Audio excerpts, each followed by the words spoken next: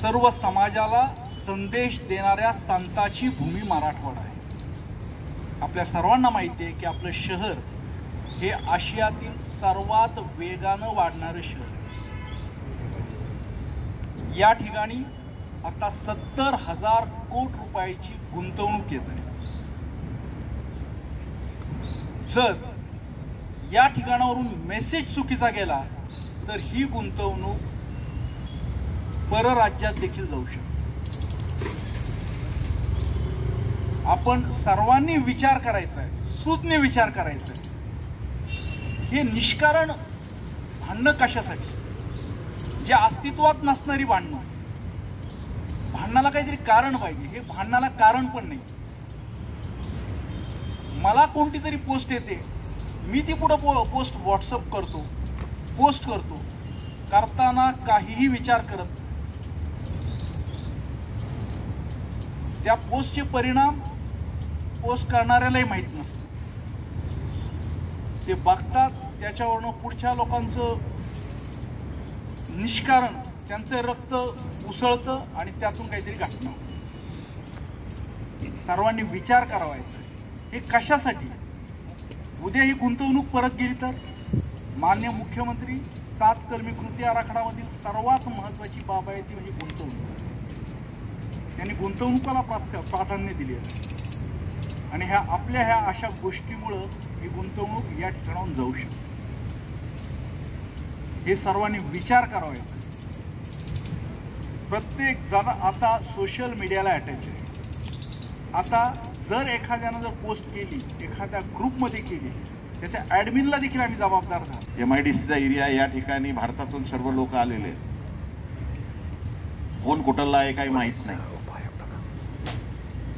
वेगवेगळ्या प्रकारचे वेगवेगळे लोक येतात, वेगवेगळे ठिकाणी या ठिकाणी राहिलेले आहेत, कंपनीच्या निमित्ताने आलेले आहेत।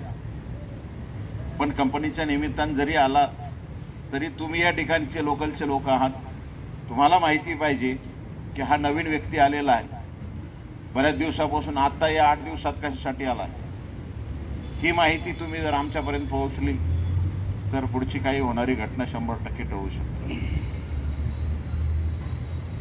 या 8-10 दिवसात कोणी नवीन व्यक्ती आले असेल तर निश्चित आम्हाला माझा फोन नंबर घ्या, मला सांगा, SBचे आमचे गोपनीयचे लोक कुठल्याही कर्मचाऱ्याला सांगा किंवा वैयक्तिक येऊन भेटा आणि मला सांगा।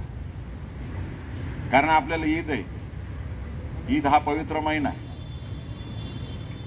ईदमध्ये आपण कुठलंही वाईट काम करत नाही आणि वाईट केलंही नाही पाहिजे, नाहीतर आपल्या उपासाला काय अर्थ राहणार। सर्वाला, या शांतता कमिटीच्या सदस्याला, त्याच्यानंतर आपले जे मौलाना आणि आपण हिंदू मुस्लिम दोन्ही सर्व समाज के लिए नहीं, वैसे आपके लिए भी, सब समाज एक है।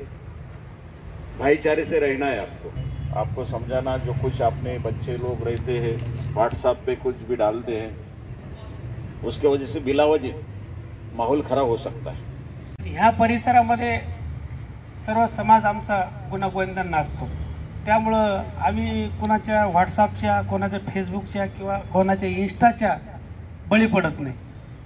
आणि खूप असं सर्व समाजामध्ये खेळीमेळीचं वातावरण असतं। दिवाळीला, दसऱ्याला किंवा ईदला सगळे एक दुसऱ्याला म्हणजे आनंदाचा सण आहे ना, तो सगळे एकदम साजरा करतात, सेलिब्रेट करतात। इथं फक्त आपल्याला जे बाहेरचे काही लोक आहेत जे की वातावरण खराब करण्याचा प्रयत्न करतात। परवाच साजापूरमध्ये प्रकरण झालं, त्या प्रकरणाचा काही एक लांबपर्यंत काही दूर संबंध नाही आहे। जर साजापूरवासी जर चांगलं काम करत असेल आणि त्याला वेगळी बाधा पडत असेल तर ते चुकीचं आहे। सर, त्याच्या माध्यमातून आपल्याला सर्व सामाजिक जे काही परिसरातली व्यक्ती आहे प्रसिद्ध, त्यांनी सगळ्यांनी एक विचार करायला पाहिजे तर त्या गोष्टीचं साजापूरला परवाचं प्रकरण घडलं, त्या गोष्टीचं काही तथ्य नाही सर। फक्त काय होतं, फेसबुकना, इंस्टाना किंवा व्हॉट्सअपवरती चालल्या जातं आणि खेळीमेळीचं वातावरणामध्ये बाधा पडते। तर हा जो आता प्रसंग आहे हा राजकीय षडयंत्र आहे। मला स्पष्ट बोलणारा व्यक्ती सर मी, उद्या जिल्हा परिषद आहे, महानगरपालिका आहे, नगर परिषद आहे, त्यामुळं हे खुलताबादचं वातावरण डायव्हर्ट करायचं आणि त्या वातावरण डायव्हर्ट झाल्यानंतर एक समाज वेगळा होतो। आणि हे मला तरी वाटतं का संभाजीनगरमधील सुज्ञ नागरिक किंवा खासदार आमदार किंवा स्थानिक लोकांनी आपली संभाजीनगरला बाधा लागू नये असा प्रयत्न करायचा.